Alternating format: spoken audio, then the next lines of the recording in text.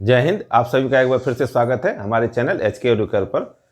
इसके पूर्व वीडियो में प्रश्नावली 8.2 को हल किया गया था, जो कि वर्ग अष्टम के लिए था। प्रश्नावली 8.2 को हल करने में जिन सूत्रों का उपयोग किया गया था उन सूत्रों को मैंने एक बार फिर से लिख दिया है। आइए उसकी चर्चा करते हैं। इसमें पहला है क्रय मूल्य। क्रय मूल्य किसे कहते हैं? किसी वस्तु को जितनी राशि में खरीदते हैं उसको क्रय मूल्य कहते हैं। उसके बाद दूसरा शब्द इसमें है उपरी व्यय। किसी वस्तु को खरीदने के बाद उसको लाने में या पहुंचाने में या मरम्मत करने पर जो खर्च होता है उसको उपरी व्यय कहते हैं। तो क्रय मूल्य बराबर होता है खरीद मूल्य, जितना में सामान खरीदे जो उपरी व्यय। फिर क्रय मूल्य का दूसरा फॉर्मूला है क्रय मूल्य बराबर किसी वस्तु को जितना हम बेचते हैं उसको बोलते हैं विक्रय मूल्य। विक्रय मूल्य घटा लाभ।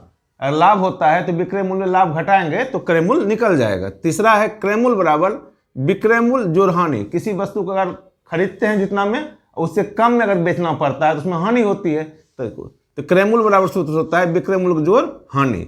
अब फिर चौथा सूत्र है क्रय मूल्य बराबर सूत्र होता है विक्रय मूल्य गुना 100 बटे 100 घटा हानि प्रतिशत।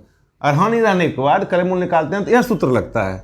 अगर लाभ रहेगा तो लाभ रहने के बाद क्रय मूल्य निकालने के लिए सूत्र है क्रय मूल्य बराबर विक्रय मूल्य गुना 100 नीचे में बटे 100 जोड़ लाभ प्रतिशत।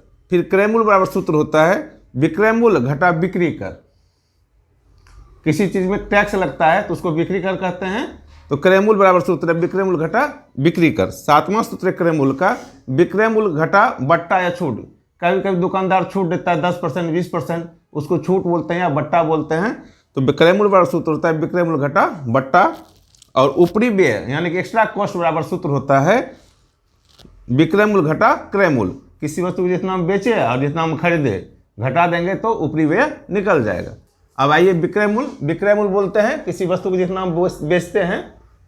आइए अब विक्रय मूल्य बोलते हैं किसी वस्तु को जितना हम बेचते हैं उसको क्या बोलते हैं? विक्रय मूल्य बोलते हैं। तो विक्रय मूल्य बराबर सूत्र होता है क्रय मूल्य जोड़ लाभ।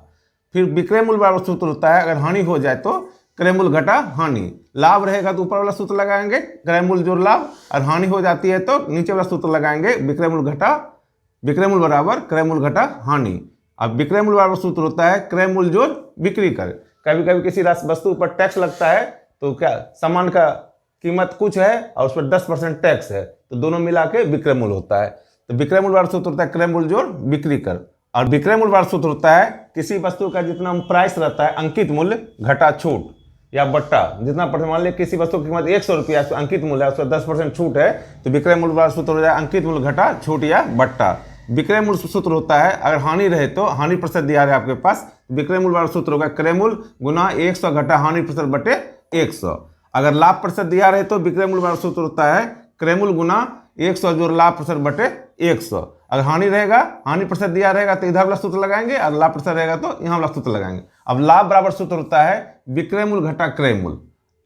अगर लाभ निकालना रहे तो विक्रय मूल्य घटा क्रय मूल्य, और लाभ प्रतिशत बराबर लाभ गुना 100 बटे क्रय मूल्य। हानि बराबर सूत्र होता है क्रय मूल्य घटा विक्रय मूल्य। हानि कब होगी? जब क्रय मूल्य ज्यादा रहे और विक्रय मूल्य कम हो जाए तो हानि होती है। तो हानि बराबर सूत्र होता है क्रय मूल्य घटा विक्रय मूल्य, और हानि प्रतिशत बराबर सूत्र होता है हानि गुना 100 बटे क्रय मूल्य। मिलते हैं नेक्स्ट वीडियो में। आप लोगों का बहुत बहुत धन्यवाद।